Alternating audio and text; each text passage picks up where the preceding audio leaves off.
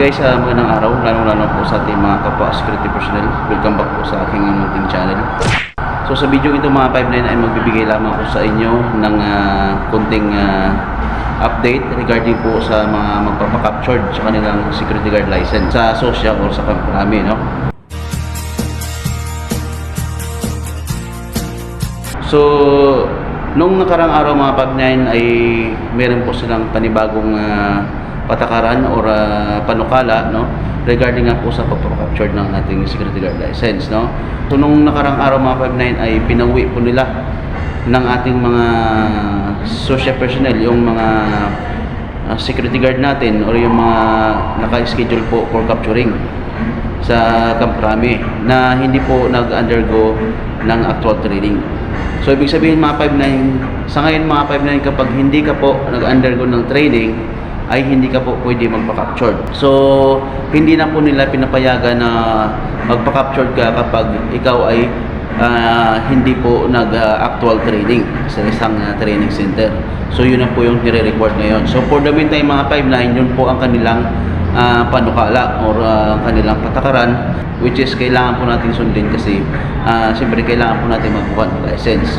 So in short mga 59, kapag ikaw ay nag-captured na hindi ka nag-undergo ng training actual, hindi ka nag-actual ng neuro, ay hindi ka po pwede magpa-captured. So matitrace po nila yan, no? So kailangan na po mag-undergo ng training sa isang training center. So kailangan po talaga natin mag-exert ng effort, ng pera, no? At kailangan natin talaga maggastos para makakuha tayo ng ating license. So napakahirap po makakuha ng license ngayon, no? Para tayong pumapasok sa butas ng karayom para lang makakuha ng ating license. Dahil nga siguro mga 59 sa mga nangyayari sa ating mga 59 na involved, no, sa anumang mga krimen. Kaya siguro gano'n sila kahigpit. Pero nag-start lamang yan mga 59 noong nakarang araw, no? Nung March 4 yata yun, no? Pinauwi talaga ng mga social personnel, yung mga security guard doon na nakapila para magpa-captured. So hindi po nila pinayagan. So talagang mahigpit sila yung mga 59. Kaya doon po sa mga nagbabalak ng magpa-captured, na hawak na nila yung 2 files nila, tapos hindi po kayo nag-undergo ng training. So alam po nila yan mga 59. So hindi po kayo makaka-captured. Okay? Hindi po kayo makaka-captured.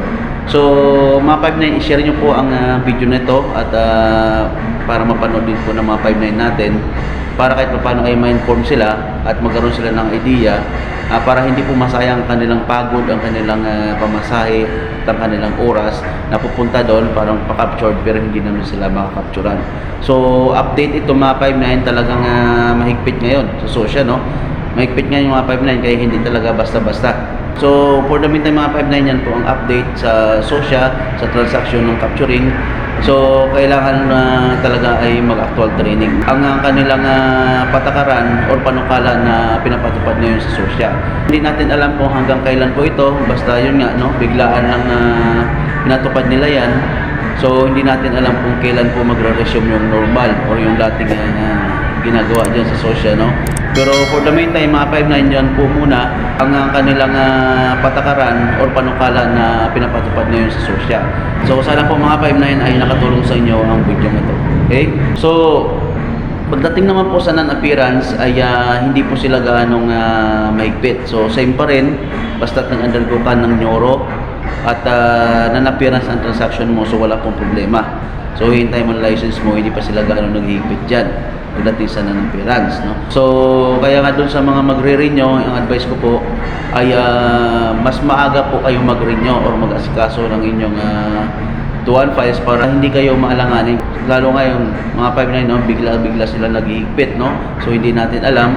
So yun nga, no, maraming nagko-complain dahil nga siyempre maraming nakapila mga 59 natin tapos hindi nakapturan dahil nga hindi sila nag-undergo ng actual training. So wala po tayong magagawa mga 59, siyempre tayo ay kailangan natin sumunod at kahit anong gawin natin is wala naman talaga tayong magagawa kundi sumunod sa patakaran ng Sosya, no? So siyempre ang layon natin ay makakuha ng ating license para makapagtrabaho, so wala tayong magagawa, no? So doon po sa mga magpapa-captured, no, ulitin ko po, no, ay makipag-coordinate kayo sa mga nag-assist sa inyo para mabigyan kayo ng tamang payo regarding dyan kasi nga talagang mahigpit po, no? So pwede kayo mag-inquire mga 5-9 doon sa mga kakilala ninyo para mapatunayan ninyo na tama itong sinasabi ko or may katotohanan, no? So pwede kayong magtanong-tanong para kahit paano ay meron din kayong idea, okay? So basta itong mga 5-9 ay ina-update ko kayo doon sa mga nangyayari para kahit paano ay maging aware na kayo at hindi po masayang ang inyong panahon sa pagpapakapture na hindi naman kayo makakapturean. Talagang mahigpit po ngayon mga 5-9, no?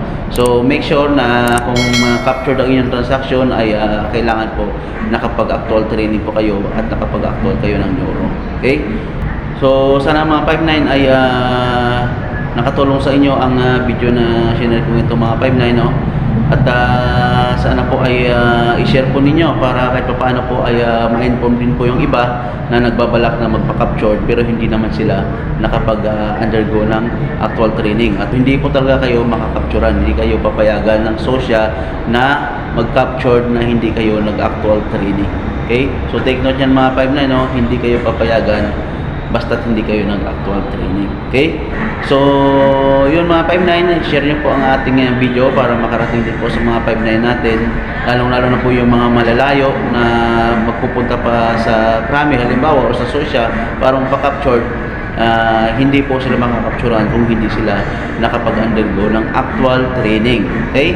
So yung mga 5-9, kung nakatulong sa inyo ang video na ito, sana po huwag niyo pong kalimutan mag-like, share, comment, and of course po mag-subscribe para kahit paano ay updated po kayo sa mga video na susunod pa natin i-upload. Okay? So yun lang mga 5-9, maraming salamat po. Peace out.